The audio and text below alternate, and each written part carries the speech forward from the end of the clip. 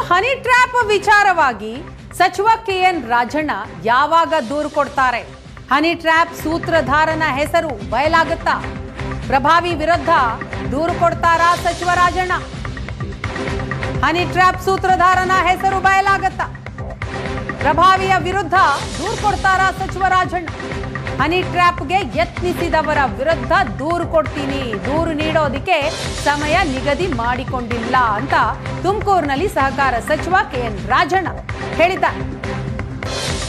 ಸೂಕ್ತ ಸಮಯದಲ್ಲಿ ದೂರನ್ನು ನೀಡಲಾಗುವುದು, ಅದಕ್ಕೆ ಸಮಯ ನಿಗದಿ ಮಾಡಿಕೊಂಡಿಲ್ಲ. ಇದರಿಂದ ಡಿ.ಕೆ. ಶಿವಕುಮಾರ್ ಇದ್ದಾರೆ ಅಂತ ನೇರವಾಗಿ ಆರೋಪ ಮಾಡಿದ್ದಾರೆ. ಯಾರು? ಮುನಿರತ್ನವರು. ಅದು ನನಗೆ ಗೊತ್ತಿಲ್ಲಪ್ಪ. ನಿಮ್ಮನ್ನ ಮಂಪರು ಪರೀಕ್ಷೆ ಒಳಪಡಿಸಿದ್ರೆ ಸತ್ಯ ಒಳಗಡೆ ಬರುತ್ತೆ ಅಂತೇಳಿ ಹೇಳಿ. ಫಸ್ಟ್ ಅವ್ರನ್ನೇ ಮಾಡೋಣ, ಯಾಕೆಂದ್ರೆ ಅವ್ರು ಭಾಳ ಮೊದಲೆಲ್ಲ ಅವ್ರ ಜೊತೆಲ್ಲ ಇದ್ರಲ್ಲ ಭಾಳ ಹತ್ರದಲ್ಲಿ, ಅದರಿಂದ ಅವ್ರನ್ನೇ ಮಂಪರು ಪರೀಕ್ಷೆಗೆ ಒಳಪಡಿಸ್ತೀವಿ. ಇನ್ನು ಯಾಕೆ ದೂರು ಕೊಟ್ಟಿಲ್ಲ, ಇನ್ನು ಎಷ್ಟು ದಿನ ಆಗುತ್ತೆ ಅಂತ ಸಾಕಷ್ಟು ಹೇಳ್ದಲ್ಲ, ಸೂಕ್ತ ಸಮಯದಲ್ಲಿ ದೂರು ನೀಡಲಾಗುವುದು.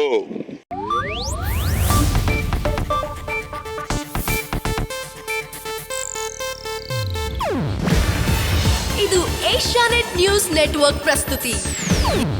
ನೀವು ನೋಡ್ತಿದ್ದೀರಾ ಏಷ್ಯಾನೆಟ್ ಸುವರ್ಣ ನ್ಯೂಸ್.